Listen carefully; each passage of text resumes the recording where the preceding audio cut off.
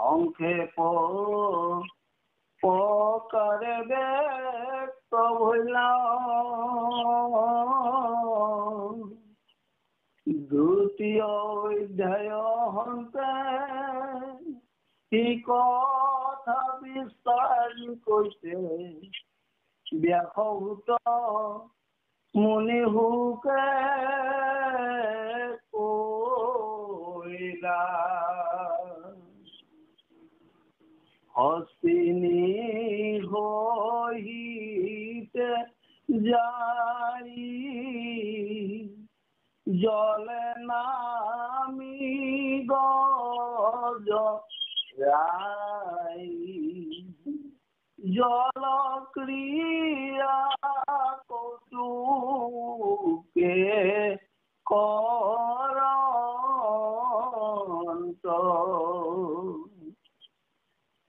দৈব দুঃখে পাওয়া যাই গ্রাহে ধরিলে কপাই ও দ্বিতীয়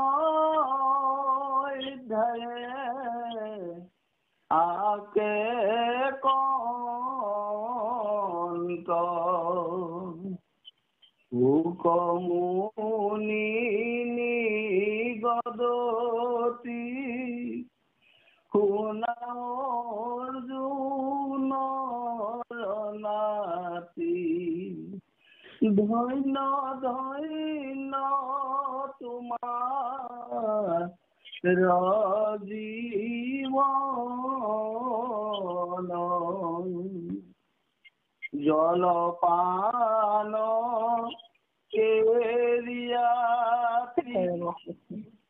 কথা শুনা দিনে রাতি নিস্তারিলা দুর্ভুল মরণ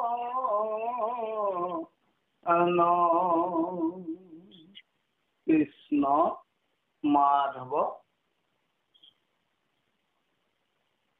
জয় গুৰু শংকৰ প্ৰভু ভগৱন্ত আৰু আমাৰ সন্মুখত থকা সমস্ত কৃপালু বাপাই আমি আপোনাসৱৰ চৰণ লক্ষ্য কৰি পুনৰবাৰ সেৱা জনাই আমি মহা অকিঞ্চন আমাৰ মনলৈ ভাৱ ভাৱনা আচলতে অহাই নাই তথাপিতো আপোনাসৱৰ নিৰ্দেশ শিৰত লৈ অকণমান যত্ন কৰিছোঁ ইয়াতে আপোনাসৱে নিজ গুণে সন্তুষ্ট হ'ব বুলি সেৱা ধৰিলোঁ কৃষ্ণ এতিয়া আছে আমাৰ পদত গৰ্জেন্দ্ৰ মুখ্যন কথা চতুৰ্থ মনুত তথা সংক্ষেপ প্ৰকাৰে ব্যক্ত হইলা দ্বিতীয় অধ্যায় হন্তে সি কথা বিস্তাৰি কৈতে ব্যাসভূত মুনি হুকে কইলা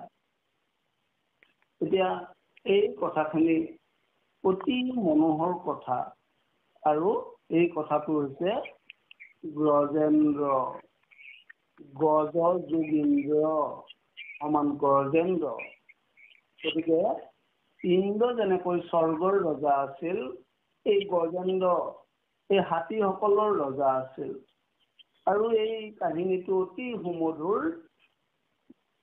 আৰু এই সুমধুৰ কাহিনী ভাগ মহামুনি শুকদেৱে ক'বলৈ লৈছে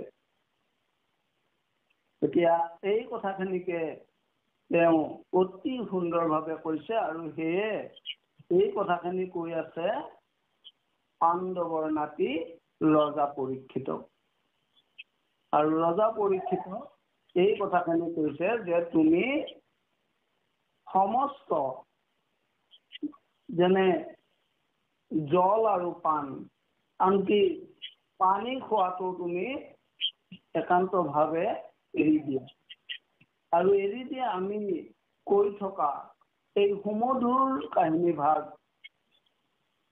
সুমধুৰ এই গজেন্দ্ৰৰ উপাখ্যানটোৰ কথা আমি কম আৰু এই কথাখিনি তুমি একান্ত মনে শ্ৰৱণ কৰা আৰু ইতিমধ্যে তুমি কি কৰিছা তোমাৰ মৃত্যুৰ যি দুৰ্ঘোৰ মৰণ, এই দুৰ্ঘোৰ মৰণৰ পৰা তুমি নিস্তাৰ পাই গৈছা।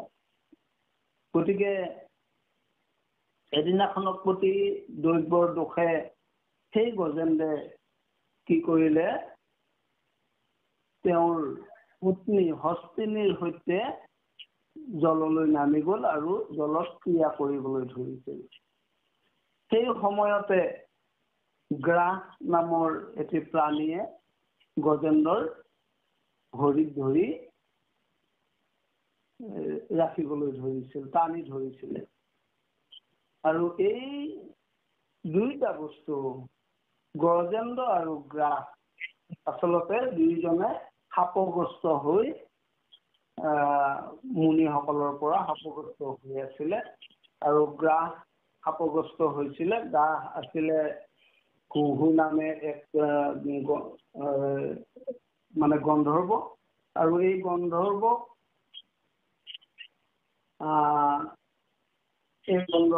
আছিল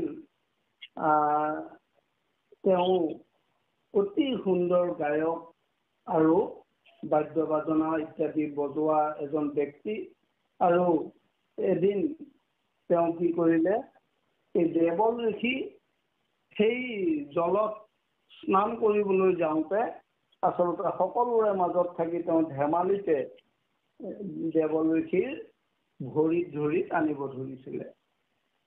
আৰু তেতিয়া দেৱল ঋষিয়ে অতিশয় ভয় পায়, দেখিলে যে ই গন্ধৰ্ব। গতিকে গন্ধৰ্বক অভিশাপ দিছিল, তই এই ধৰণে জলতে থাকি তই যাতে জলৰ গ্ৰাস হৈ থকা, এইবুলি অভিশাপ দিছিলে। আৰু এই গন্ধৰ্বৰ পৰা গৈ এই গ্ৰাস হৈ থাকিব লগা হৈছিল। তদ্ৰূপ গজেন্দ্ৰকো, গজেন্দ্ৰ পূৰ্বৰ জন্মত আছিল ৰজা ইন্দ্ৰদ্যুম্ন, আৰু তেওঁ পৰম বিষ্ণু ভক্ত আছিলে। গতিকে অগস্ত্য মুনি এদিনাখন তেওঁ আশ্ৰমলৈ গৈছিল, আৰু তেওঁ মৌন ব্ৰত ধৰি একান্ত ভাৱে ভগৱন্ত প্ৰভুক চৰণত তেওঁ অৰ্চন বন্দন কৰি আছিল। সেই সময়তে অগস্ত্য মুনিয়ে তেওঁক কেইবাবাৰো মাত লগালে। তেওঁ কিন্তু যিহেতু মৌন ব্ৰত ধৰি আছে, তেওঁ মাত দিয়া নাছিল। আৰু সেই অপৰাধতে গজেন্দ্ৰকো অগস্ত্য মুনিয়ে শাপ দিছিল যে তই গজেন্দ্ৰ হৈ থাকগৈ যা। গতিকে এই দুইজন শাপিত লোকৰ সুন্দৰ কাহিনী ইয়াত আমাৰ লিখক প্ৰভুজনাই বৰ ধুনীয়াকৈ ইয়াক হেৰি কৰিছে। আৰু তাকে ৰজা পৰীক্ষিতলৈ আগবঢ়াইছে মহামুনি শুকদেৱে। এটা সুন্দৰ কাহিনী, যি কাহিনীৰ দ্বাৰা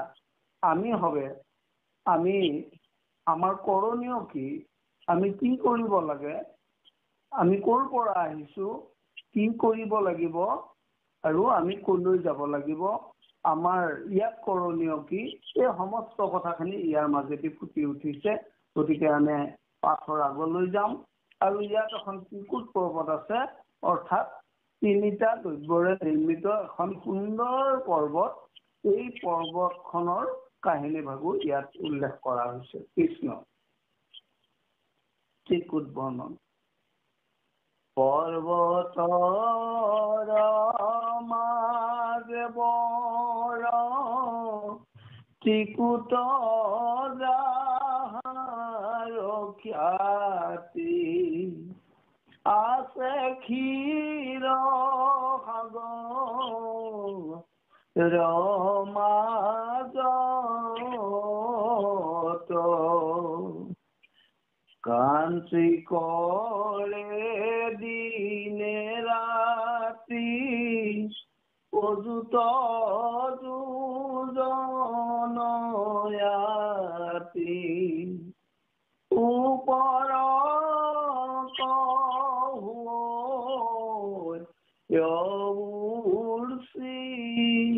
উৰ্চিত।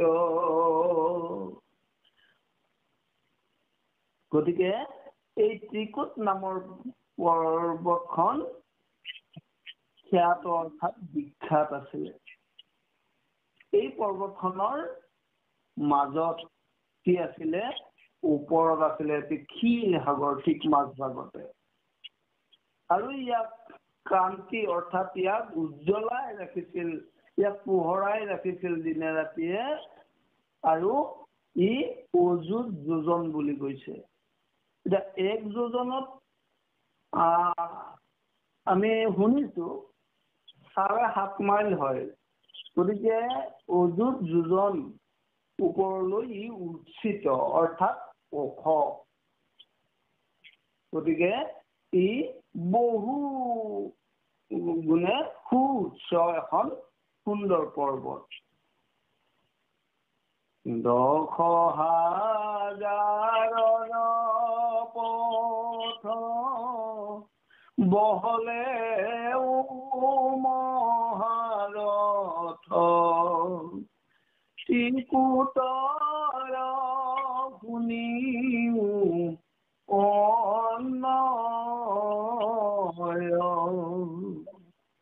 এক সিংহ সুবৰ্ণৰ ৰূপৰ লোহাৰ দুই শিকানে ত্ৰিকুট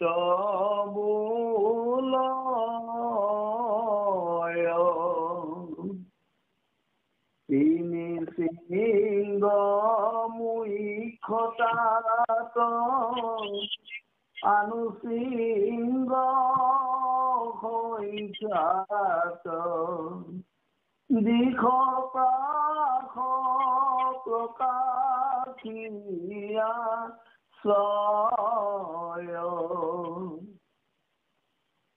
গৌৰিকাদি ধাতু ছয় থানে থানে প্ৰকাশয় নানাবিধ লতাৰ আশ্ৰয়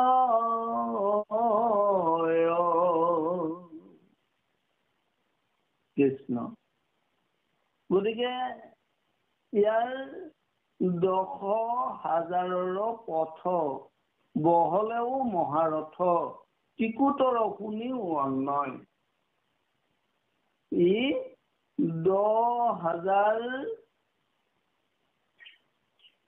ইয়াৰ পথৰ কথা কৈছে ই 10,000 মাইল দীঘল আৰু বহলেও মহাৰথ গতিকে বহলতো কম নহয় বহলো প্ৰায় তদ্ৰুপ সিমানেই ত্ৰিকুটৰ শুনিয়া অন্যয় গতিকে ত্ৰিকুট পৰ্বতৰ কাহিনী ভাগ আমি ইয়াতে বিস্তাৰিতভাৱে কম এইখিনি আপোনাভাৱে একান্তভাৱে শুনক এই কথাটো আমাক মহামুনি শুকদেৱে ৰজা পৰীক্ষিতক কৈ থকা কাহিনী আৰু আমাক আপোনাভাৱে কৈ থকা কাহিনী ইয়াত আমি সুন্দৰভাৱে যিসকলে অভিজ্ঞ যিসকলে ইয়াৰ ওপৰত বিশেষ দখল আছে সেইসকলে ক'লেতো অতি সুন্দৰ আপোনালোকে নিশ্চয় পালেহেঁতেন কিন্তু আমি বিশেষ ভিতৰলৈ সোমাবও নাজানো গতিকে আমাৰ মনলৈ অহা কথাখিনিকে আমি দাঙি ধৰিছোঁ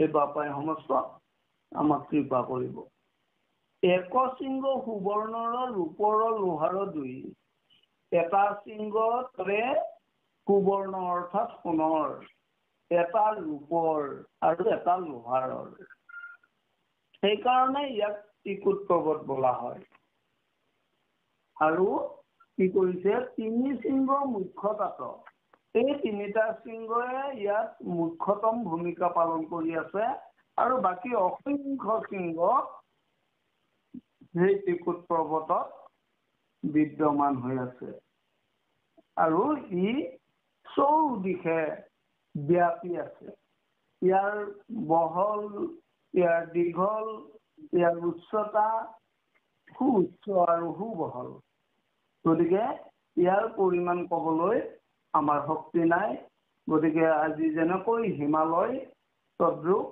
এই ধৰণৰ এখন সুউচ্চ আৰু সুআহল বহল সুন্দৰ পৰ্বত য'ত সোণ ৰূপ আৰু লোহাৰৰ 3টা শৃংগৰ উপৰিও লক্ষ লক্ষ অনেক শৃংগ আছে।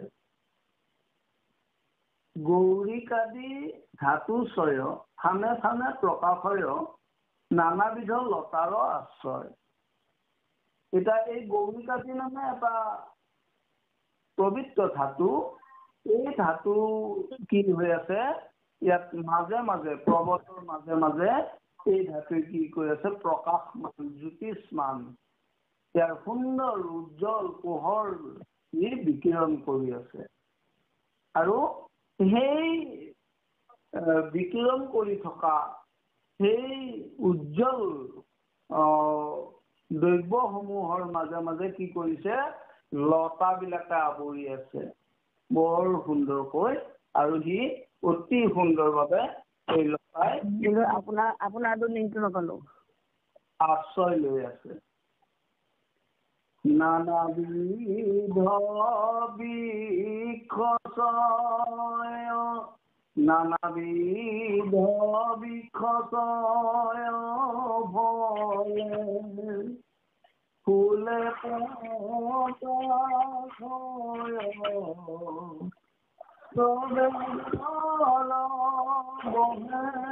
মধু ধাৰ সমুদৰ উৰ্মি পাই এনো হব উৰি যায় আছে গিৰি মহিমা অপাৰ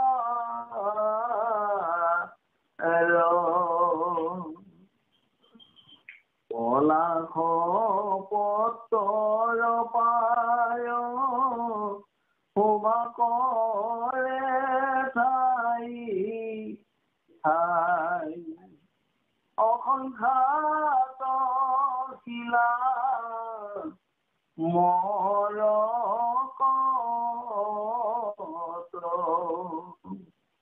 দেখি শ্যাম বৰ্ণভূমি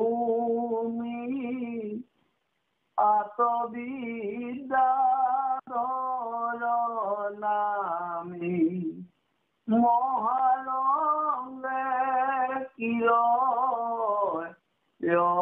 বহুত। ইয়াত অতি সুন্দৰ প্ৰাকৃতিক এক সৌন্দৰ্যৰ বৰ্ণনা ইয়াত দাঙি ধৰিছে। ইয়াত নানাবিধ বৃক্ষ আছে, প্ৰায় বৃক্ষবিলাক ফলৰ বৃক্ষ আৰু ফুলৰ বৃক্ষ। আৰু ইয়াৰ পৰাও কি কৰি আছে বৈ আছে এটুপ দুটুপকৈ বৈ আছে ইয়াত মধু অৰ্থাৎ মৌৰ ধাৰা সৰু সৰুকৈ মৌবিলাক ইয়াৰ পৰা ওপৰৰ পৰা তললৈ ক্ৰমাৎ সুন্দৰকৈ বৈ আছে যেনেকৈ পানী বৈ যায়। সমুদ্ৰৰ উৰ্মি পায় ৰেণু হব উৰি যায় আছে গিৰি মহিমা অপাৰ। আৰু ইয়াৰ তলতে সমুদ্ৰ, ই সমুদ্ৰৰ উৰ্মি মানে ঢৌ, ই সমুদ্ৰৰ ঢৌত ইয়াৰ ৰেণুবিলাক কি কৰিছে বৰ ধুনীয়াকৈ ঢৌ চিকমিকাই উজ্জ্বলিত হৈ থাকি এইবিলাক আমাৰ কি কৰিছে ৰ'দত উৰি উৰি গৈ আছে, ৰ'দে শোষণ কৰি গৈ আছে গিৰি মহিমা অপাৰ। আৰু সেই পৰ্বতখনৰ অপাৰ মহিমা থকা বুলি আমাক ইয়াত পাছত উল্লেখ কৰিছে। গতিকে অপাৰ মহিমাযুক্ত এই সুন্দৰ পৰ্বতখনৰ সুন্দৰ ইয়াৰ যি অৱয়ব, ইয়াৰ যি সম্পদ আছে সমস্তখিনি ইয়াত অতি সুন্দৰকৈ প্ৰকাশ কৰি গৈছে। গতিকে ফল ফুল অসংখ্যাত আছে, য'ত ফল ফুল থাকে তাত ভোমোৰা থাকে, আৰু য'ত ভোমোৰা থাকে তাত মৌ থাকে, মৌ থাকিলেহে তাত ভোমোৰা আৰু মৌমাখিৰ বিচৰণ হয়। আৰু তাৰ পৰা এটুপ দুটুপকৈ পৰি থকা মৌ অতি সুন্দৰকৈ আহি সাগৰত পৰিছে, আৰু সাগৰৰ ঢৌবিলাকত ইয়াৰ এটা প্ৰকাশ। এই পৰ্বতখনৰ যি ইয়াৰ মহিমা ইয়াত অতি সুন্দৰভাৱে প্ৰকাশ কৰিছে। কৃষ্ণ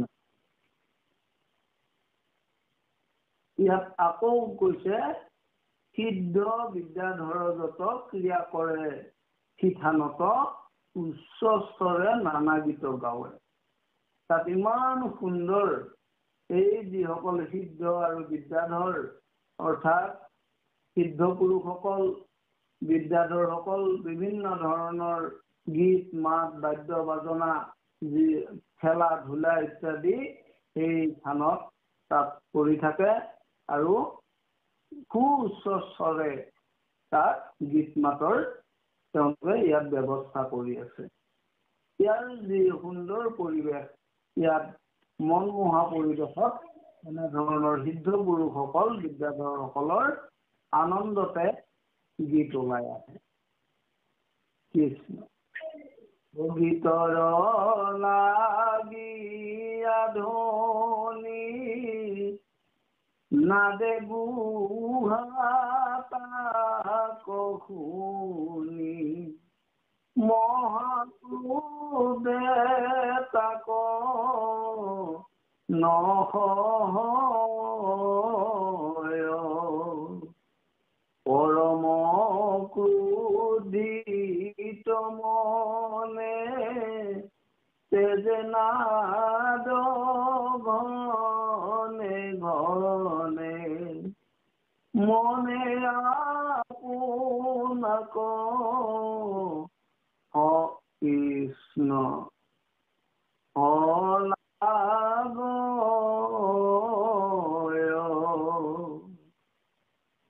আৰু ইয়াত কি কৰিছে মহাসৰ্পগণ ক্ৰিয়া কৰে ৰংগমন গব্বৰে পখিয়া নানা ভাৱে। আৰু ইয়াততো ডাঙৰ ডাঙৰ সৰ্পসকল আছে। এই সৰ্পসকলে কি কৰে তেওঁলোকেও এই ইমান সুন্দৰ এটা প্ৰাকৃতিক পৰিৱেশত সকলোৰে গা মন নাচি উঠে। গতিকে ইয়াত সৰ্পসকলৰো কি কৰিছে মনত আনন্দ আহিছে আৰু তেওঁলোকে ক্ৰিয়া কৰিছে ক'ত গহ্বৰৰ ভিতৰত অৰ্থাৎ গাঁতত। এই পৰ্বতৰে গাঁতত তেওঁলোকে সুন্দৰকৈ বিভিন্ন ধৰণৰ ক্ৰিয়া কৰি বৰ আনন্দ মনে আছে। কৃষ্ণ সিদ্ধ বিদ্যাধৰ যত ক্ৰিয়া কৰে সিথানত উচ্চ স্তৰে গীত গায়। আৰু তাত সেই পৰ্বতত সিদ্ধ বিদ্যাধৰসকলে অতি আনন্দ মনে কি কৰে সেই স্থানতে উচ্চ স্তৰে গীত মাত পৰিৱেশন কৰে। আৰু গীতৰ লাগীয়া ধ্বনি নাদে গুহা তাক শুনি মহাক্ৰোধে তাক নহয়।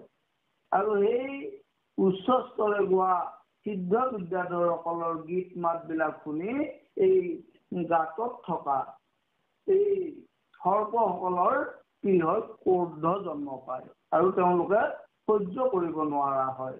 ইমান সুন্দৰ গীত মাত তেওঁলোকে সহ্য কৰিব নোৱাৰা হয় আৰু পৰম ক্ৰোধিত মনে তেজে নাদ ঘনে ঘনে। আৰু যেতিয়া সাপডালৰ খং উঠে সাপসকলৰ তেতিয়া তেওঁলোকৰ মুখেৰে কি হয় এটা শব্দ বাহিৰ হয়। আৰু সেই শব্দটোকে তেওঁলোকে কি কৰিলে নিজৰ শব্দটোকে তেওঁলোকে নিজেই শলাগিবলৈ ল'লে যে আমাৰটোহে অতি ভাল শব্দ হৈছে ভাল গীত হৈছে এই বুলি সৰ্পবিলাকেও নিজৰ সেই ক্ৰোধিত মনে তেওঁলোকৰ খঙত ওলোৱা যি শব্দ এই শব্দক তেওঁলোকে শলাগিবলৈ লৈছে আৰু গীত মাত বুলি তেওঁলোকৰ ধৰি লৈছে সৰ্পসকলেও। নানাবিধ পশু জাতি সুৰে পালে পালে তুই গুহা অলংকৃত কৰি দেৱতা সমৰতাত পুষ্প সংখ্যাত ৰাৱে পকি বিখে পৰি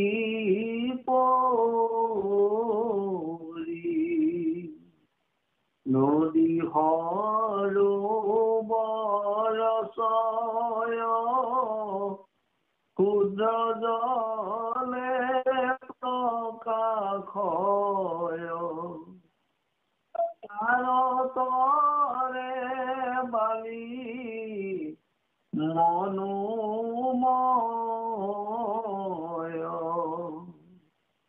দেৱৰ ৰমণী যত স্নান কৰে ভূয়া মত্ৰ নানা গন্ধ জল প্ৰভাষয়।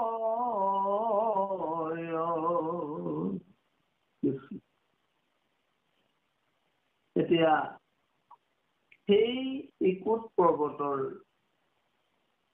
ওচৰতে থকা বিভিন্ন নদ নদী আছে আৰু সেইবিলাকত কি কৰিছে তাত সৰ্পইটো তেওঁলোকৰ এই খঙত ওলোৱা যি তেওঁলোকৰ শব্দ এই শব্দকে গান বুলি নিজে নিজে শলাগ লৈ আছে আৰু তাৰ মাজতে আছে নানান পশু জাতি আৰু সেইবিলাকে কি কৰিছে এই গুহাবিলাকৰ আশে পাশে চাৰিওফালে ঘূৰি ফুৰি বৰ সুন্দৰকৈ গুহাবিলাক অলংকৃত কৰি ৰাখিছে চাৰিওফালে সুন্দৰ সুন্দৰ জাকে জাকে হৰিণ জাকে জাকে শহাপহু জাকে জাকে বিভিন্ন ধৰণৰ সুন্দৰ সুন্দৰ পশু জাতিবিলাকে সেই গাঁতবিলাকৰ চৌপাশে ঘূৰি পাকি এটা শোভা বৰ্ধন কৰি আছে আৰু দেৱতা সবৰতা পুষ্পবাৰী অসংখ্যাত ৰাৱে পক্ষী বিক্ষে পৰি পৰি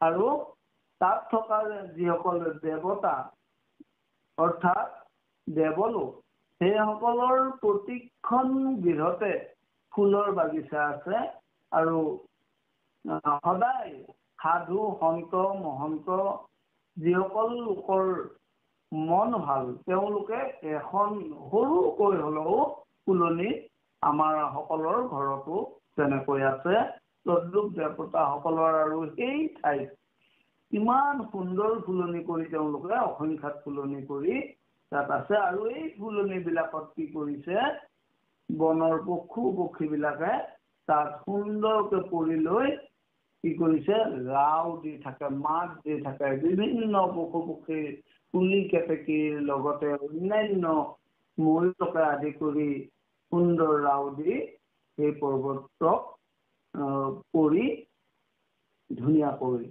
তেওঁলোক তাতে বসতি কৰি আছে আৰু নদী সৰোবৰ ছয় ক্ষুদ্ৰ জলে প্ৰকাশ হয় তাৰ তৰে বালি মনোময় তাত থকা সেই উচ্চ পৰ্বতৰ সেই নদীবিলাক ইমান পৰিষ্কাৰ পানীৰে তাক উপচি পৰিছে আৰু এই জলবিলাক অতি শুদ্ধ তাত কোনো ধৰণৰ আমাৰ যেনেকৈ আজি গংগা নদীও আমাৰ লোকসকলে আৱৰ্জনাৰে ভৰাই পেলাইছে তাততো সেই ব্যৱস্থা নাই তাত সুন্দৰ নিৰ্মল বতাহে তাক সদায় পৰিষ্কাৰ কৰি সুন্দৰভাৱে তাক অতি শুদ্ধভাৱে ৰাখি আছে আৰু তাত কি কৰিছে এই দেৱৰ ৰমণী যত স্নান কৰে ভূয়া মত্ৰ নানা গন্ধ জলত ভাষায় তাৰে বিভিন্ন ধৰণৰ ফল আৰু ফুল সেই জলত পৰি সেইবিলাকৰ পৰা সুন্দৰ এটা গন্ধ ওলাইছে আৰু সেই পানীত মত্ত হৈ আনন্দতে দেৱতাৰ ৰমণীবিলাকে দেৱতাৰ গৃহিণীবিলাকে ছোৱালীবিলাকে তাত স্নান কৰি আছে মত্ত হৈ ইমান সুন্দৰ এটা প্ৰাকৃতিক পৰিৱেশ গতিকে এই পৰিৱেশত তেওঁলোকে আনন্দতে স্নান কৰি আছে বন্দে গন্ধে সুবাসিত জল বায়ু বহে নিৰ্মল আছে গিৰি ইখবে যুগুত ভগৱন্ত বৰুণৰ উদ্যান আশ্ৰয়তাত ঋতুমন্ত নামে অদভূত যদি বোলাতি কাৰণে কহানদীৰিবনে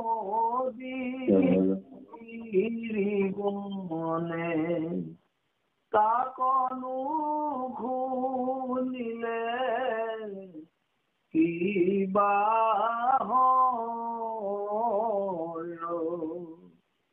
নুবুলিবাহে নবানী বখানি বা চক্ৰ পানী হবে ধেয় ৰণ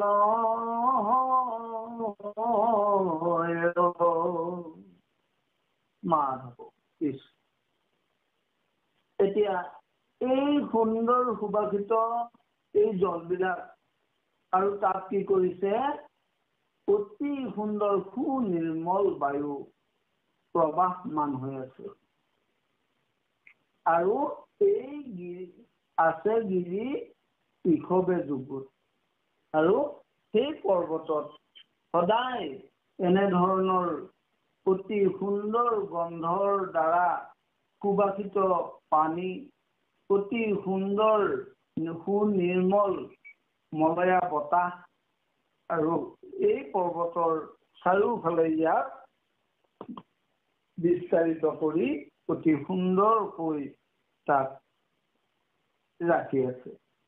ভগৱন্ত বৰুণৰ উদ্যানৰ আশ্ৰয়তাত ঋতুমন্ত নামে অদভূত। ভগৱন্ত আৰু বৰুণৰো তাত অতি সুন্দৰ উদ্যান আছে আৰু এই উদ্যানৰ নাম হ'ল ঋতুমন্ত নামে অতি অদ্ভুত। ইয়াৰ যি ঋতুমন্ত এই উদ্যান ইয়াৰ অদ্ভুত কাহিনীও আছে লগত। যদি বোলা কি কাৰণে কহানদী গিৰিবনে তাকো নুশুনিলে কিবা হয়। আমি যদি ক'ব খোজো যে এই নদী আৰু এই গিৰি এই বন এই কথাবিলাক আমাৰনো নুশুনিলে কি হ'ব। আৰু তাকে কৈছে নুবুলিবা হেনবানী বখানিবা চক্ৰ পানী সবে ধ্যেয় অসাৰ নহয়। গতিকে এইবিলাকৰ উপৰিও প্ৰভু ভগৱন্ত চক্ৰ পানী যাৰ হাতত চক্ৰ থাকে তেওঁক চক্ৰ পানী বুলি কোৱা হৈছে। চক্ৰৰ অধিকাৰীজন চক্ৰ পানী। গতিকে তেওঁৰো এই কথাবিলাক তেওঁৰ আদেশ তেওঁৰ ইয়াত যি আমাক কৈ গৈছে এই সমস্ত কথা যদি আমি ইয়াৰ লগত যুক্ত নকৰোঁ এনেধৰণৰ পৰিৱেশ পায়ো আমাৰ কোনো লাভ নহ'ব যদিহে আমি ঈশ্বৰমুখী হ'ব নোৱাৰোঁ। গতিকে আমি ভগৱন্তমুখী হ'ব লাগিব, আমি ঈশ্বৰমুখী হ'ব লাগিব। আমি আধ্যাত্মিক জ্ঞান আহৰণ কৰিলেহে আমি আচলতে ঈশ্বৰমুখী হ'ব পাৰিম, আমি ভক্তিমুখী হ'ব পাৰিম। গতিকে আমাক এই সুন্দৰ পৰিৱেশৰ উপৰিও আমাক ভগৱন্ত প্ৰভুৰ পৰশ লাগিব। ভগৱন্ত প্ৰভুক আমি চক্ৰ পানীত সদায় অৰ্চন বন্দন কৰিব লাগিব, নহ'লে বাকীবিলাকো কিন্তু ম্লান হৈ যাব। কৃষ্ণ এতেকে বৰ্ণাইলো গিৰি বনক বৰ্ণাওৱাবে শুনা পৰীক্ষিত মহারায় চতুর্ভীতি অলঙ্কিত দেব বিক্রমনোনীত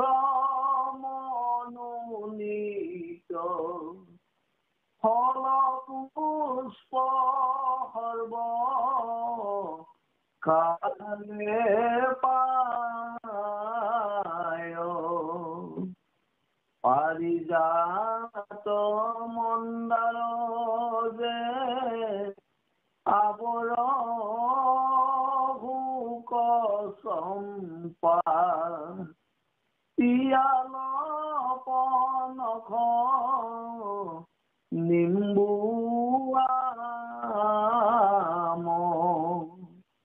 তাম্বুল আমরাজরা খাজুরি মধুরি ফল তাল নারিকল অনুপাম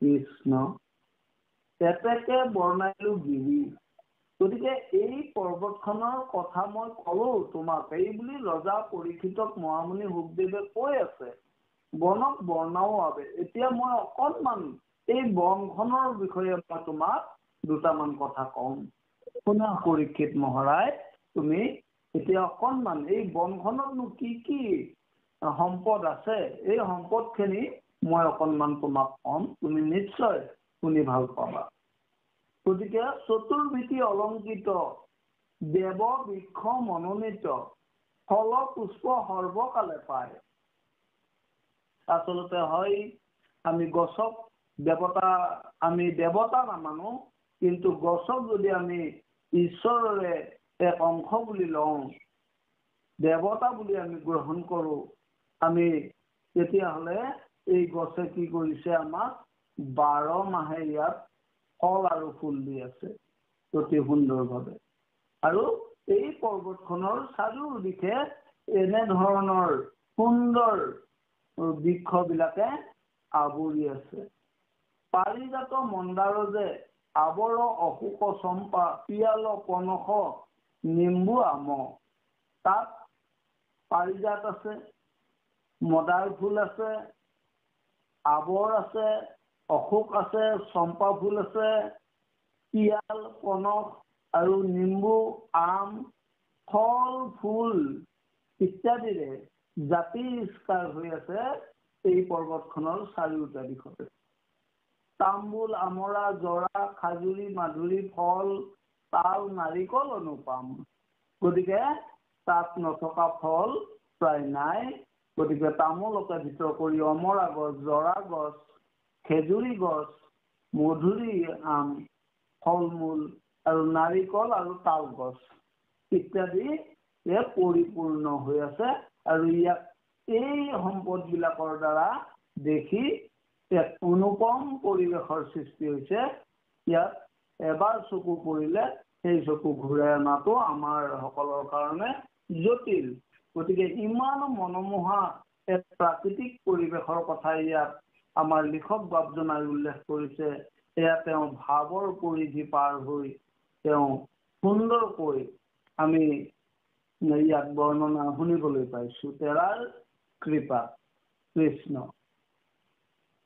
ও কপিথ অৰ্জুন বৃক্ষ পৰিস্তদম্বৰুবত অহিংসা পচন্দন আছে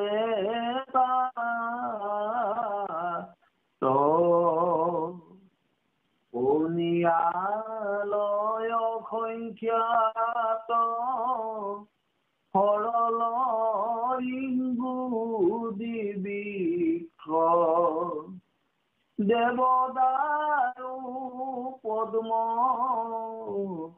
বশিক্ষাত উখিয়াৰ কল যাম বদৰি ৰুদাই খয়াম আমলখি আছয় অভয় জামিৰ থেকে ৰাবেল আছে অসংখ্যাত দল আনু নানা বৃক্ষ প্ৰকাশ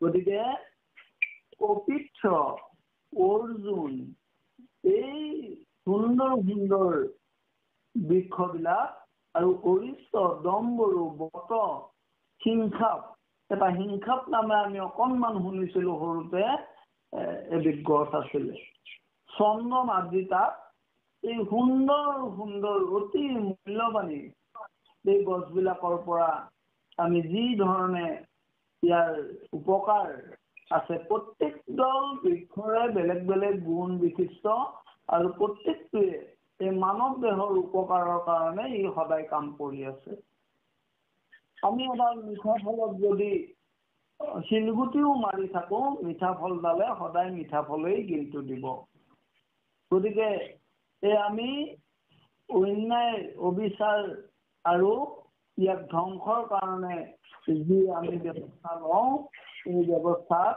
আজিকালি এই ইয়াত উল্লেখিত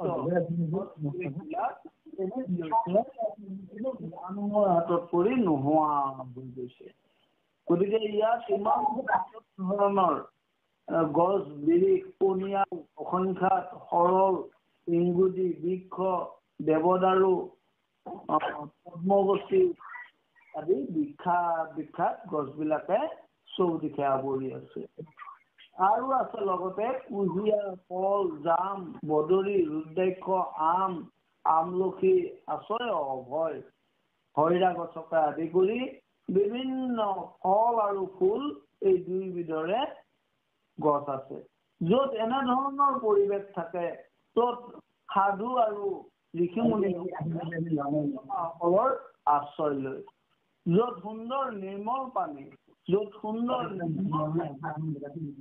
ফল-মূল ইত্যাদি থাকে সেই ঠাইত সদায় শুদ্ধ সেৱকসকলৰ বসতি হয় সেইকাৰণে থেকেৰা জাম গছ থেকেৰা গছ বেল গছ আৰু অসংখ্যাত গছ আছে আৰু এই গছবিলাকে কি কৰি আছে চাৰিওফালে প্ৰকাশমান হৈ আছে গতিকে এটা সুন্দৰ বৃক্ষৰ এই কাহিনী ভাগ মহামুনি শুকদেৱে ৰজা পৰীক্ষিতলৈ আগবঢ়াইছিল আৰু তাকে আমি আজি শ্ৰৱণ কৰিব পাৰিম আৰু ইয়াৰ দ্বাৰা এই আমাৰ লুপ্ত হৈ যোৱা কিছু বৃক্ষৰো নাম আমি পাবলৈ সক্ষম হৈছো এই পৰ্বততে ভাল সৰোবৰ সুবিশাল সুবৰ্ণ পংকজ প্ৰকাশয় কুমুদ কহাৰ যত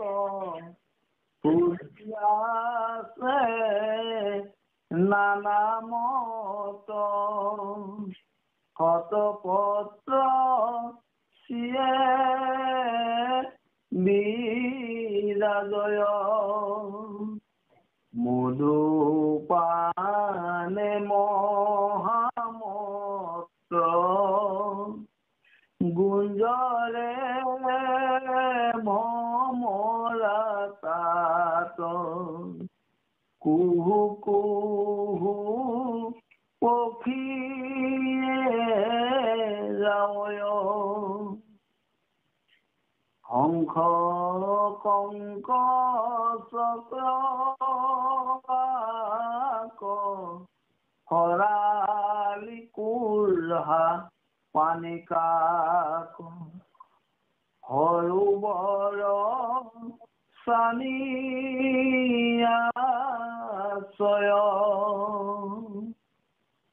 এই সৰোবৰৰ যিখিৰ সৰোবৰৰ ওপৰত আছে, এই তাৰ চাৰিও দিশতে ওপৰত উল্লেখ কৰা সুন্দৰ সুন্দৰ ফুল আৰু ফলৰ গছে তাক চাৰিওফালৰ পৰা জ্যোতিমান কৰি আছে।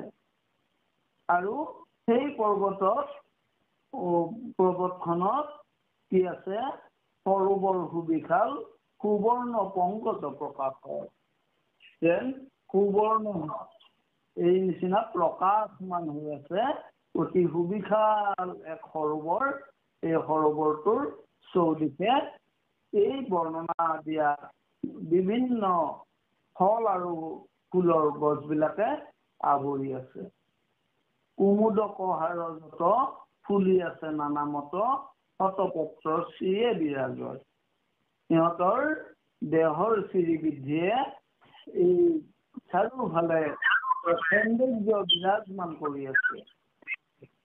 মধুপানীৰ মহামত্ৰ গুঞ্জৰে ভমৰা তাত কুহু কুহু পক্ষীয়ে ৰাৱয়। আৰু তাত থকা এই মৌবিলাক ফুলৰ পৰা শোষণ কৰা ভমৰাবিলাকে অতি সুন্দৰভাৱে গুঞ্জৰি থাকে। আৰু তাত পক্ষীসকলে কুহু কুহু শব্দৰে সুন্দৰ ৰাও দি থাকে। এক সুন্দৰ প্ৰাকৃতিক পৰিৱেশ। হংস কংক চক্ৰবাক খৰালি কোঢ়া পানীকাত সৰোবৰ চানিয়া আশ্ৰয়। গতিকে এই সুন্দৰ বনখন, হংস অৰ্থাৎ হাঁহ আৰু কংক বগলী, চক্ৰবাক এবিধ সুন্দৰ কোঢ়া আৰু পানী কাউৰী এবিধ আছে, জলতে থাকে, বৰ দীঘল দীঘল, বৰ সুন্দৰ। আৰু সৰোবৰত ই চাৰিওফালে বিচৰিত হৈ দলে দলে খেলি আছে। ই হাঁহে হাঁহৰ লগত খেলিছে, আৰু ই বগলীয়ে বগলীৰ লগত খেলিছে, শৰালীয়ে শৰালীৰ লগত খেলি আছে, পানী কাকবিলাকে পানী কাকৰ লগত, কোঢ়া চৰাইয়ে কোঢ়া চৰাইৰ লগত সুন্দৰ ৰাও দি দি এই সুন্দৰ সৰোবৰটো আৱৰি আছে।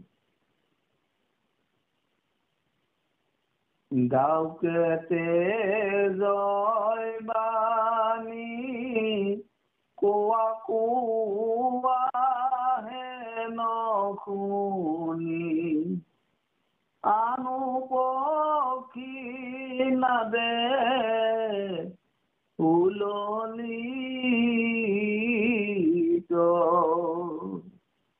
অগাধ জলৰ মাজে চকিৰি ফুৰে মুচৰাজে, ও কচ্ছপে ভময় তাতনিত, আখম্বাৰ ঘড়ীখনে কাম্পে বৃক্ষ ঘনে ঘনে, তাৰলেনো জল তপৰ স্বভাৱে নিৰ্মল জল, আতিশাদ সুশীতল, পদ্ম গন্ধে সুবাসিত হয়। গতিকে কি কৰিছে ইয়াত? এই ডাউক চৰাইবিলাকে বৰ সুন্দৰ কোৱা কোৱা কোৱাকৈ তেওঁলোকে ধ্বনি প্ৰকাশ কৰি আছে। আৰু ডাউকৰ লগতে অন্যান্য পক্ষীবিলাকেও কুললিত কণ্ঠে তাত মাত মাতি আছে। নিজৰ নিজৰ স্বৰেৰে সমস্ত বিলাকে তাত সুন্দৰকৈ সুললিত কণ্ঠ দান কৰি আছে। আৰু অগাধ জলৰ মাজে ত্ৰি ফুৰে মৎস্যৰাজে কচ্ছপে ভ্ৰময় অতাতনিত। অগাধ কিমান দ অথচ ইমান নিৰ্মল পানী আমি তললৈ দেখা পাওঁ। দেখিলেই মন প্ৰাণ জোৰ পৰি যোৱা এক পৰিৱেশ। আৰু ইয়াৰ মাজে মাজে কি কৰিছে মাছসকলে নিজৰ নিজৰ পথত খেলা ধূলা কৰি আছে। আৰু কি কৰিছে কাছয়ো তাতে নিজৰ পথত ভ্ৰমণ কৰি আছে। প্ৰতি নিতে প্ৰতি সময়তে মাছ আৰু কাছ কৃষ্ণ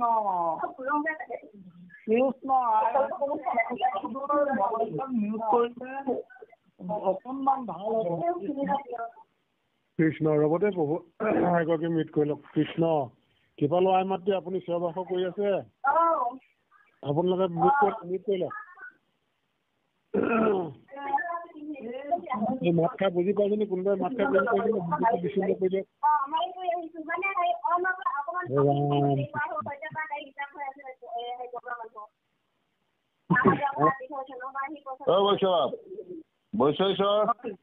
চিনি পোৱা নাই? আমি দুজনেই নহয় কোনোবা উজনি বাৰু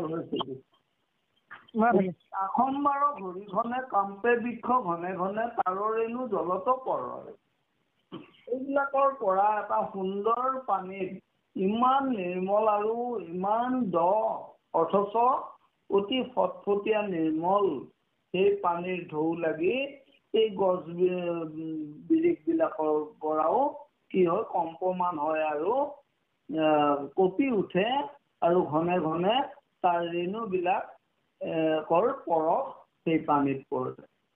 আৰু স্বভাৱতে নিৰ্মল জল আতি চাদ সুশীতল পদ্ম গন্ধে সুবাসিত হয়। গতিকে এই সুশীতল অৰ্থাৎ অতি সুন্দৰ ঠাণ্ডা অতি স্বাদযুক্ত তাত আমলখিৰ পৰা বিভিন্ন ফলৰো তাত পানীৰ সংমিশ্ৰণ হয়। কৃষ্ণ ৰবদে বাপ মোৰ এজন ভকত আহিছে।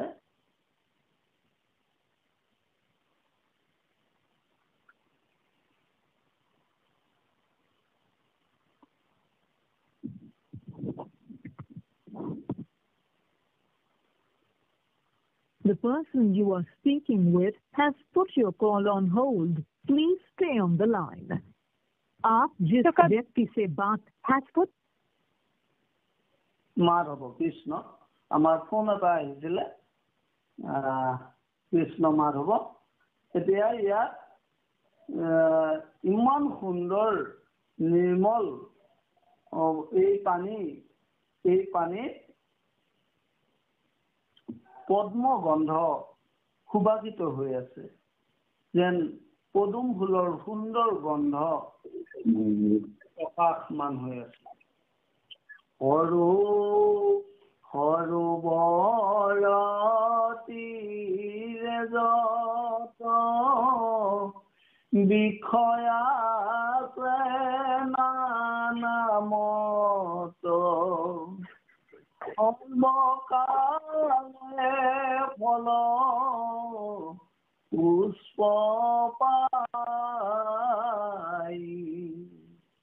অদম্ব বেত খনাল ফুলিছে বন্দুলি ভাল কেলি কদম্বৰ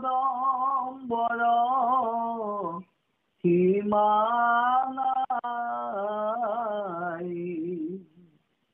কুণ্ড কুঞ্জ কুবক উৰুবক শিৰিষয় শুক যত ও স্বৰ্ণবাগী নাগেশ্বৰ জাতি মালতী পুনা গছয় পদ্ম হব প্ৰকাশয়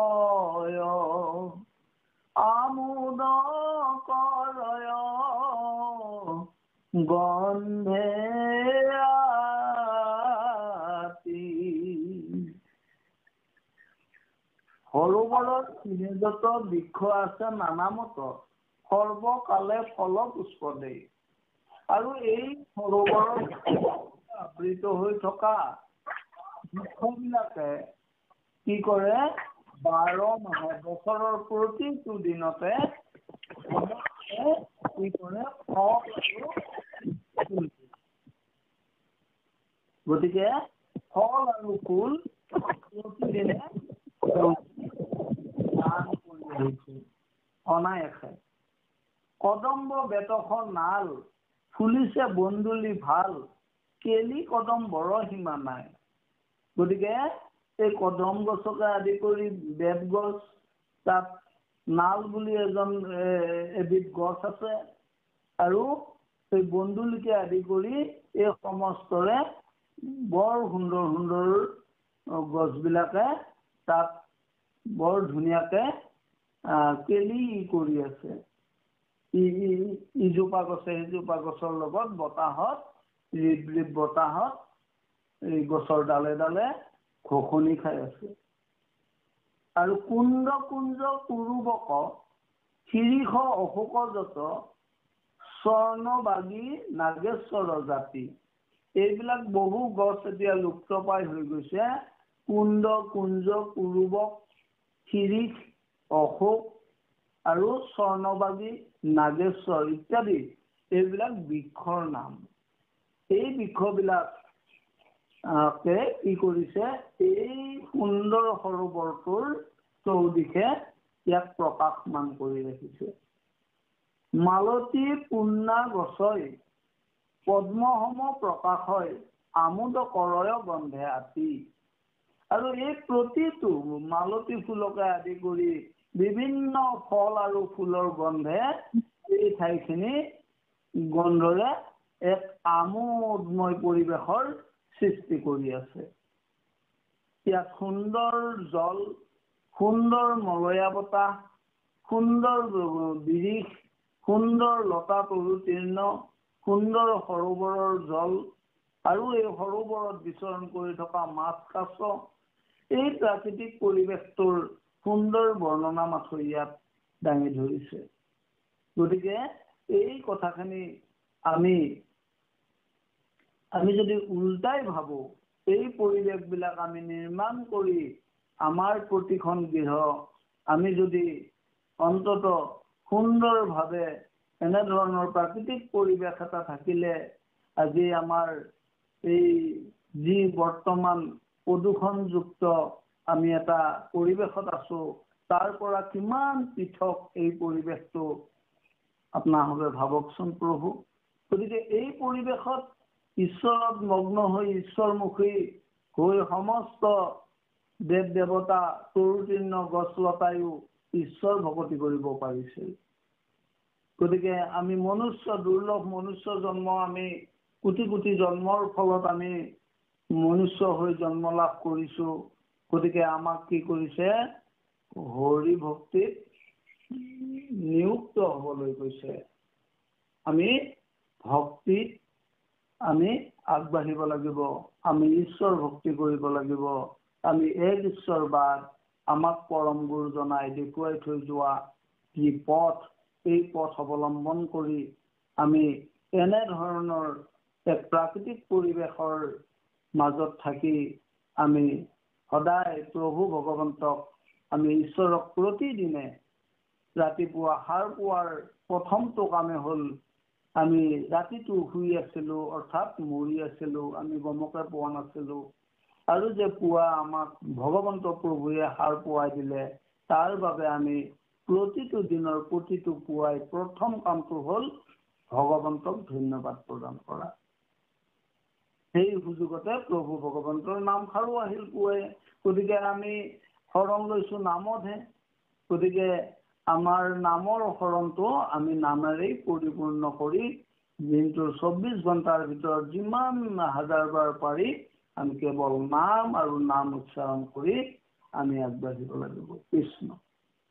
লবংগ মধাই জাল আনুলতা ভাল ভাল সৰুবৰ তীৰে শোভা কৰে এখম্বে আবৃত হুই সৰুবৰ প্ৰকাশয় শুনা যেন কথা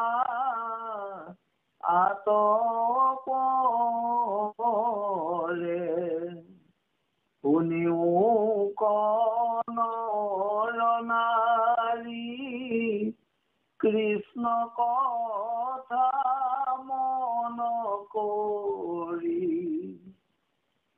কথাতে মাধৱ বক পাই অনজ আন হ'ব লাগে দে আনজত পবত মিছা হবে বিচাৰ জানি কথা শুনি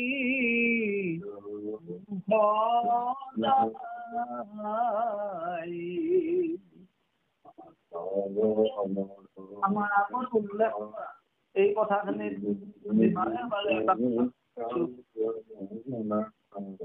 কৃষ্ণ বাবুনা আমি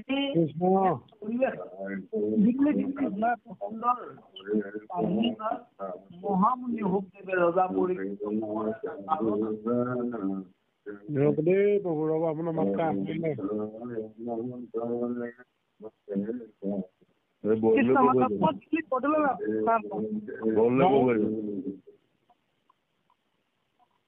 কৃষ্ণ বৰ্ণ কব নেকি জিতান্তলৈ বদলে কব মিট কৰি লওক মিট কৰি লওক আপোনালোকে মিট কৰি লওকচোন কিবা হ'ব দেই কৃষ্ণ কৃষ্ণ মাধৱ হয় কিবা ল'ব হুকদেৱে ৰজা পৰীক্ষিতক এই সুন্দৰ ত্ৰিকুট প্ৰকৃতৰ এই কথাখিনি কোৱাৰ চলেৰে আমাক এটা কথা ক'ব গৈছে এনেধৰণৰ সুন্দৰ এটি কাহিনীৰ লগত যুক্ত হৈ ভগৱন্ত প্ৰভুক আমি অৰ্চন বন্দন কৰাৰ যি আমাৰ কৃষ্ণ কথা আমি স্মৰণ কৰাৰ কথা আমাক ইয়াত কৈ আছে আমি বাৰে বাৰে এই কথাটো এষাৰ হ'লেও কৰি আহি আছো গতিকে এই পৰ্বতখন লবংগ মধাই জাল আনু লতা ভাল ভাল সৰোবৰৰ তীৰে শোভা কৰে গতিকে ইয়াত আৰু ক'বলগীয়া নায়েই ইয়াত ইমান সুন্দৰ এটা প্ৰাকৃতিক পৰিৱেশৰ ইয়াত অংকন কৰিছে ইয়াত ছবি বুলি কৈছে এই পাতখিনি এখন ছবি দাঙি ধৰিছে আমাক এটা ত্ৰিকুট পৰ্বত নামে পৰ্বতৰ সুন্দৰ ছবি এখন ইয়াত আমাৰ মনলৈ ভাহি আহিছে এতিয়া যেন আমি ত্ৰিকুট পৰ্বতৰ আশে পাশেহে আমি তাত বিচৰণ কৰি মহাভাগৱতৰ মহান কথা আমি কৈ আছো শ্ৰৱণ কৰি আছো এনেধৰণৰ ভাৱ এটা আহাৰ পিছতে শুনিও নৰনাৰী বুলি কৈছে ইয়াত ডাঙৰ কথা এটা কৈছে লেখক প্ৰভু জনাই শুনিও কলিতা বাপ শুনিও দাস বাপ শুনিও আমাৰ গগৈ বাপ বুলি ইয়াত কোৱা নাই ওবা নৰলোক হৰি ভজিও বুলি কৈছে অৰ্থাৎ নৰ আৰু নাৰী আমাৰ বিলাকৰ কথা কৈছে জাতৰ কথা কোৱা নাই ইয়াত অসমীয়া বিহাৰী নেপালীৰ কথা ইয়াত কোৱা নাই পৃথিৱীৰ লোকৰ কথা কৈছে গতিকে এই উদাহৰণ দি গ'ল আজিৰ পৰা এমাহ 4 দিন পূৰ্বে আমাক জুবিন গাৰ্গে গতিকে আমি তাত সৰ্বধৰ্ম প্ৰাৰ্থনা চলি আছে আজিও আজি এমাহ পাৰ হৈ যোৱাৰ পিছতো লক্ষ লক্ষ লোকে তাত বিভিন্ন ধৰণে কোৰাণ পঢ়াই কোৰাণ পঢ়িছে বাইবেল পঢ়াই বাইবেল পঢ়ি আছে, ভাগৱত পঢ়াই ভাগৱত পঢ়ি আছে, নাম ধৰাই নাম ধৰি আছে। তাত যিসকল যিমান আমাৰ ইয়াত ধৰ্ম আছে ভাৰতবৰ্ষত সমস্ত ধৰ্মীৰ লোকে আহি তাত ভক্তি আচৰণ কৰি আছে, সৰ্বসন্মতিক্ৰমে নিজৰ নিজৰ ভাৱ আৰু ভাষাৰে। গতিকে আমি অনন্যৰ মাজত ঐক্যতা আনিব পাৰিব লাগিব। আজি অনন্যৰ মাজত ঐক্যতা বিস্তাৰ কৰি জুবিন গাৰ্গে আজি আমাক অসমীয়া সমাজক দেখালে। তদ্ৰূপ আমাৰ ইয়াত তাকে কৈছে, হে নৰনাৰীসকল তোমালোকে শুনা। কাৰ কথা শুনা? একমাত্ৰ কৃষ্ণৰ কথা শুনা। আৰু এই কৃষ্ণৰ কথা শুনিলেহে আমি মাধৱক পাম। এতিয়া মাধৱ হ'ল মা মানে হ'ল লক্ষী, ধৱ মানে হ'ল স্বামী। লক্ষীৰ যিজন স্বামীক আমি পাবলৈ হ'লে, ভগৱন্ত প্ৰভুক আমি পাবলৈ হ'লে আমি সদায় একান্ত মনে কৃষ্ণ কথা, হৰি কথা শ্ৰৱণ কীৰ্তনৰ যোগেদি আমাৰ এই বিষয়ৰ লগত জড়িত হৈ থকা এই বাসনাবিলাক ত্যাগ কৰি আমি একান্ত মনে অকণমান সময় দিনটোৰ 1 ঘণ্টা 2 ঘণ্টা হ'লেও 24 ঘণ্টাৰ আমি ভিতৰত 1 ঘণ্টা সময় ঈশ্বৰৰ নামত আমি ঈশ্বৰৰ কথা শ্ৰৱণ কীৰ্তন কৰিব নোৱাৰোনে? গতিকে এই কথাষাৰকে আমাক কৈছে, অন্য কিন্তু ইয়াক কৈছে আনযত তপব্ৰত মিছা হবে বিচাৰত জানি কথা শুনিও সদায়। এই কথাটো আমাক একান্তভাৱে কৈছে। আমাৰ কি কৈছে? এক ঈশ্বৰবাদ আৰু অন্য দেৱ দেৱতা তপ জপ ইত্যাদি কৰি আমাৰ কোনো লাভ নহ'ব। আৰু এইবিলাক শুদ্ধ বিচাৰ কৰি পোৱাসকলে ইয়াক মিছা বুলি প্ৰমাণিত কৰিছে। সঁচা কেৱল ঈশ্বৰ, সঁচা কেৱল ঈশ্বৰ, সঁচা কেৱল ঈশ্বৰ, যিজন সৃষ্টি স্থিতি আৰু প্ৰলয়ৰ অধিকাৰী। সেইজন ভগৱন্ত প্ৰভুৰ অভয় চৰণত আমি অন্তত দিনত 2 বাৰ পুৱা গধূলি হ'লেও মূৰ দোৱাব লাগিব। গতিকে আমাক এই সুন্দৰ বৰ্ণনা এটাৰ যোগেদি শেষত কি ক'বলৈ গৈছে লিখকজনে, অতি মন কৰিবলগীয়া কথা। কৃষ্ণ যদি বোলা কোনো কথা নাম গাওঁ যথা তথা, কিয়নো হে ভকতি উদয় সাধুত পীড়িত নাই, নানা তৃষ্ণা বাঢ়ি যায়, অনিষেধ কৰ্মত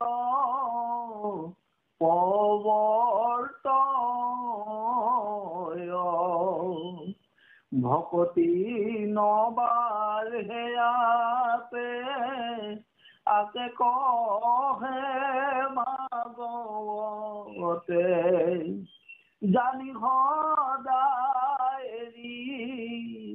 বেলা কি কৰিব প্ৰাণ স্বামী, তাকো নজানো দেখো হবে আমাৰ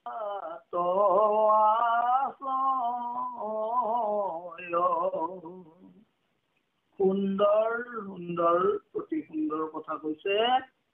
আমাকতো জাতিৰ কথা নকলেই, নৰনাৰী বুলিহে কৈছে।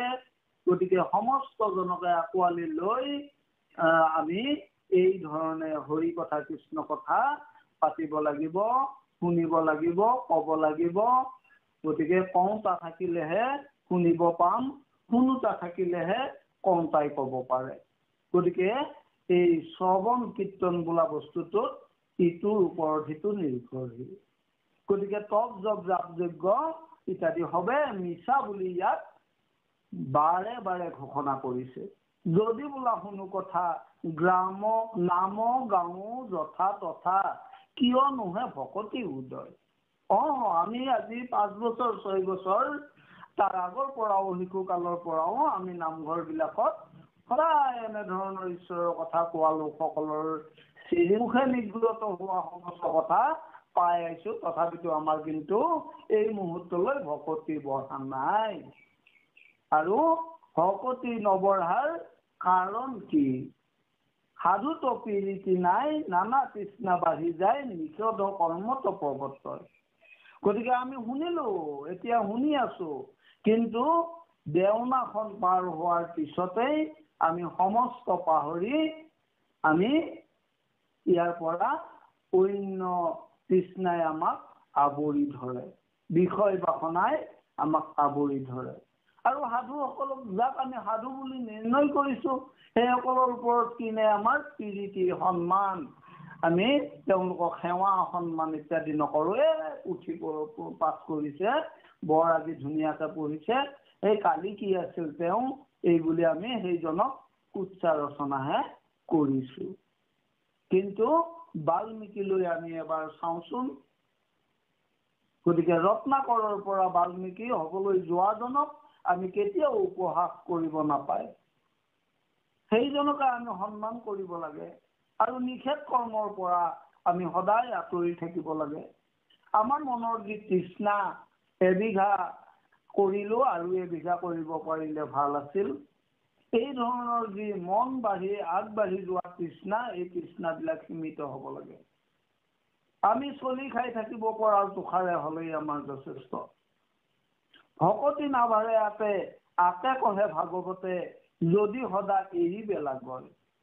এইবিলাক যদি আমি জীৱনত এৰা ধৰা কৰিব নোৱাৰো, কেতিয়াও আমাৰ কিন্তু ভকতিৰ দিশত আমি কোনোদিনে আগবাঢ়িব নোৱাৰিম। কি কৰিব প্ৰাণস্বামী তাকো নজানো আমি, দেখো হবে আছয় আমাক। এই গুণবিলাক কিন্তু আমাৰ লগতে আছে। হে প্ৰভু স্বামী, হে কৃষ্ণ স্বামী, তজু পাৱে আমি। গতিকে ভগৱন্ত প্ৰভুক আমি স্বামী বুলি জ্ঞান কৰো।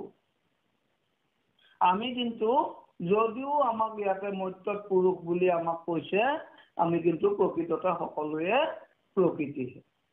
পুৰুষ কেৱল মাত্ৰ ঈশ্বৰ ভগৱন্তৰহে পুৰুষ। পুৰুষ বুলি ক'লে, আমাক কোনোবাই পুৰুষ বুলি ক'লে আমি লজ্জাবোধ কৰিব লাগে। আমি পুৰুষৰ অধিকাৰী, আমি গুণৰ অধিকাৰী, আমি নামৰ অধিকাৰী, আমি ভক্তিৰ অধিকাৰী হ'ব পৰা নাই। পুৰুষ শব্দ মাত্ৰ এজনক ক'ব পাৰি, সেইজন ভগৱন্ত প্ৰভু। তেওঁৰ যাৰ অনন্ত মহিমা আছে, যি কৰোণাৰ সাগৰ, যি দয়াৰ সাগৰ, আমিতো হ'ব পৰা নাই। গতিকে সেইজনকহে পুৰুষ বুলি কৈছে। আমি হবেও প্ৰকৃতি স্বৰূপ। অমি গতিষ্ণা সমহৰ কৰ্ণৰ আনন্দ কৰ, কৈতচাৰ বিভৎস বিষয়, ইটো কলে বৰ কৈত, নানা ৰোগ গাজে আত, তথাপি বৈৰাগ্য নোপূজয়, কাম গনিয়ে খাই আকস্মৰি দাতু যাই, যদুনাথ কৰি উচাৰ, তজু ভকত তয়াতি সৰ্বক্ষণে কৰতি, এহি মানে পাৰ্থ নায়া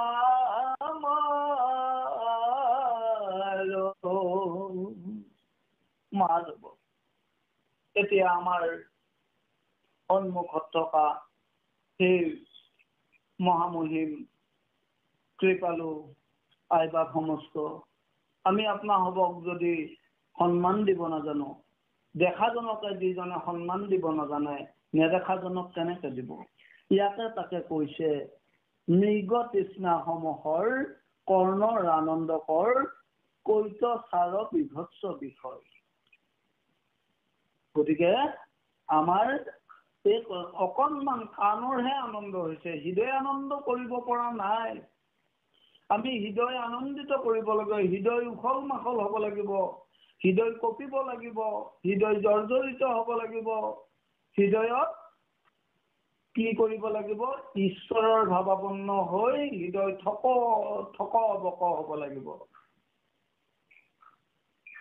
এই কাৰণে আমাক কৈছে ইটো কলে বৰ কৈত নানা ৰূপ গাজে আত তথাপি বৈৰাগ্য নোপোজে। আমি আচলতে দেহাত্মা বোধৰে সদায় আছো।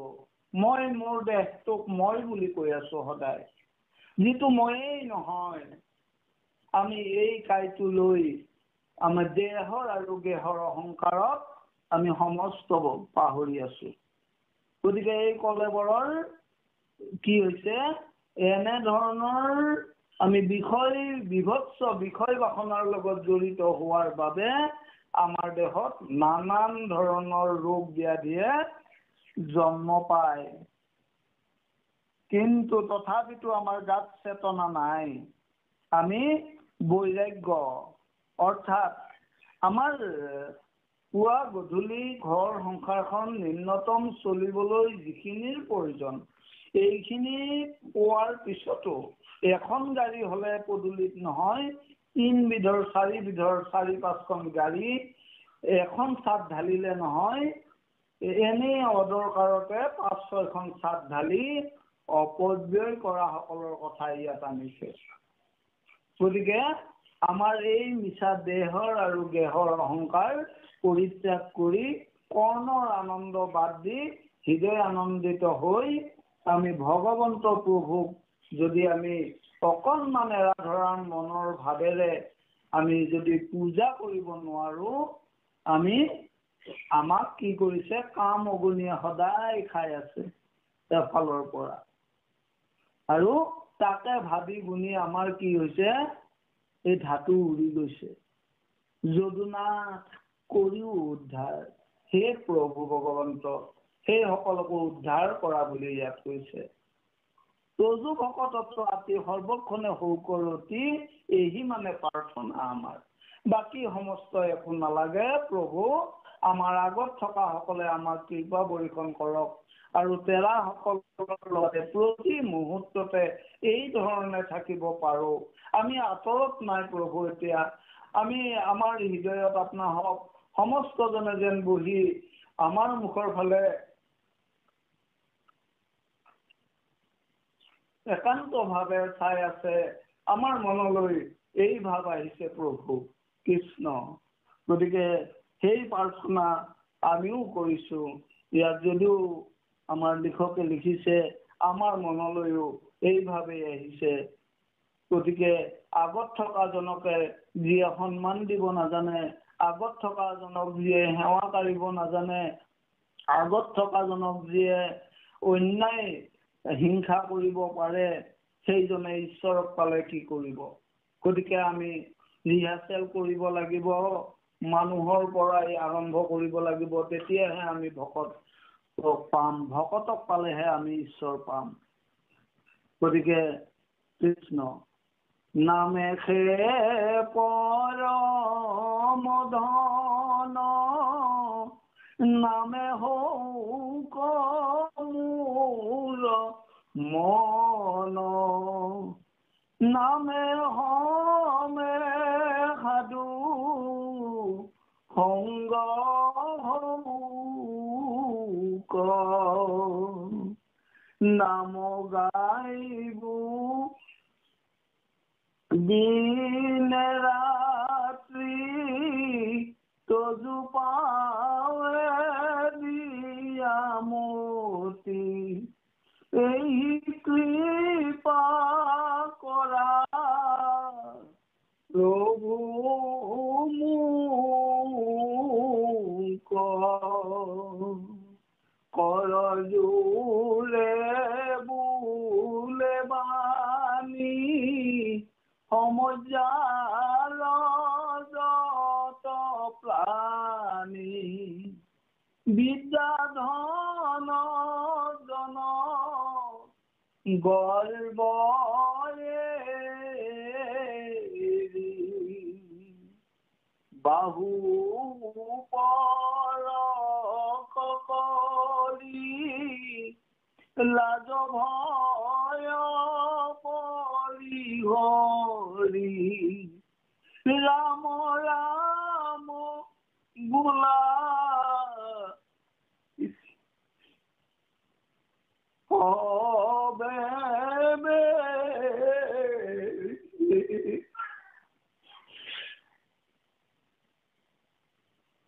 কৃষ্ণ একদম ভাগৱতৰ সাৰমৰ্ম নামে পৰম ধন নামে হৌক মোৰ মন নামে সমে সাধু সংগ হৌক। গতিকে আমি সাধুৰ আখৰা কৰিবলৈ হলে আমি মানৱ সেৱা কৰিবই লাগিব। মানৱ সেৱা কৰিলে আমি ভকত সেৱা লৈ আগবাঢ়িব পাৰিম। আৰু ভকত সেৱা কৰিলে আমি কি পাম? এই ভকতসকল সাধু বুলি কৈছে, সেই সকলৰ সংগ পাম। সাধুৰ সংগত থাকিলেহে আমি কি পাম?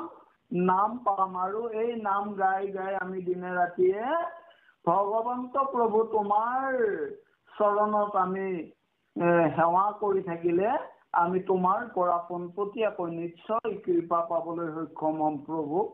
আমি ভগৱন্তৰ কৃপা অবিহনে আমি এষাৰ মাত মাতিব নোৱাৰো, আমি এটা খোজ কাঢ়িব নোৱাৰো, আমাৰ হাতে হাতৰ কাম নকৰিব, চকুৰ কাম নকৰিব, সমস্ত ইন্দ্ৰিয়গণ শুই যাব,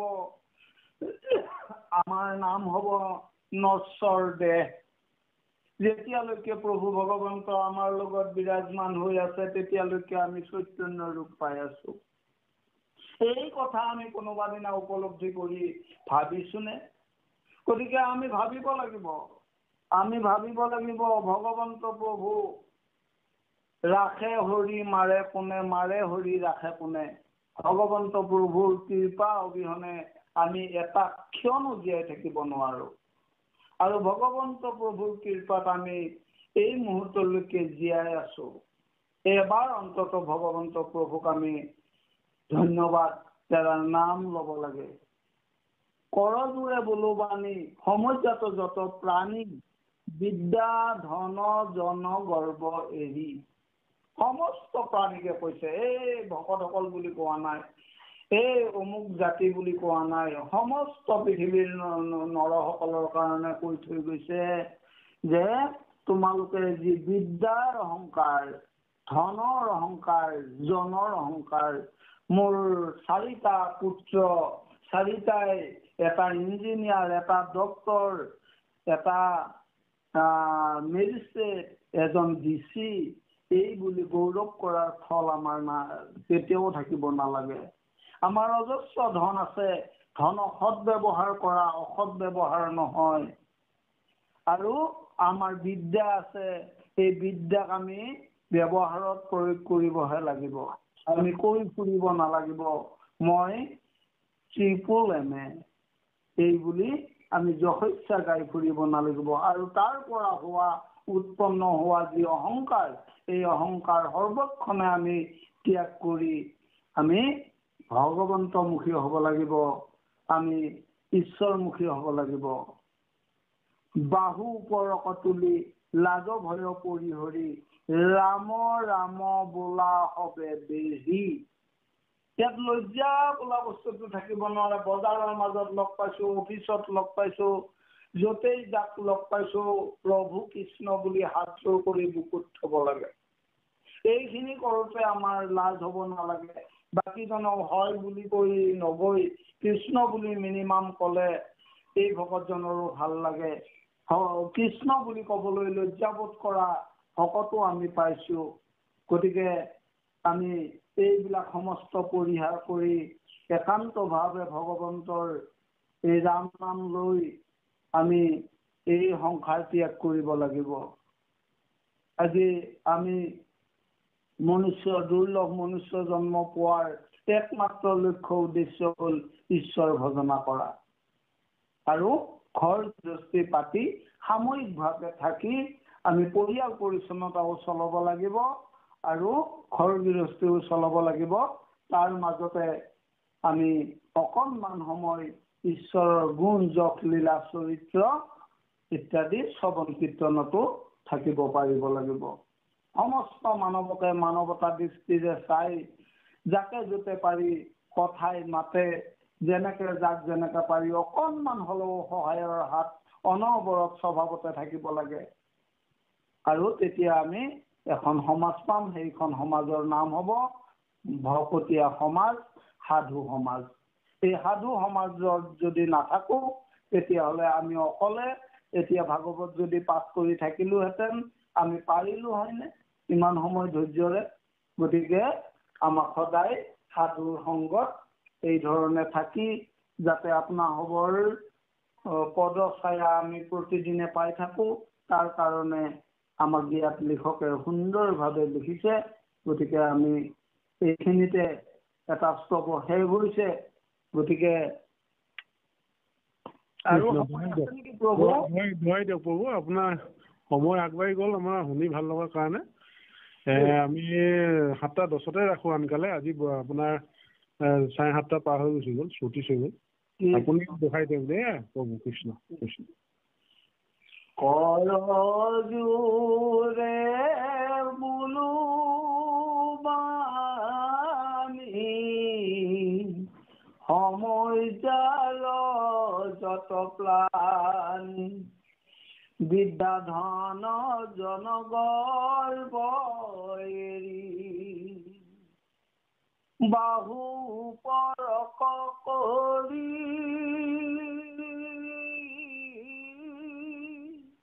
লাজ ভয় পৰি হৰি ৰাম ৰাম বোলা হবে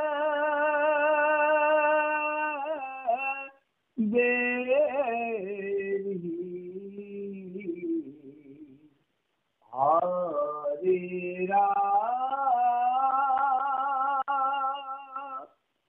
ৰাম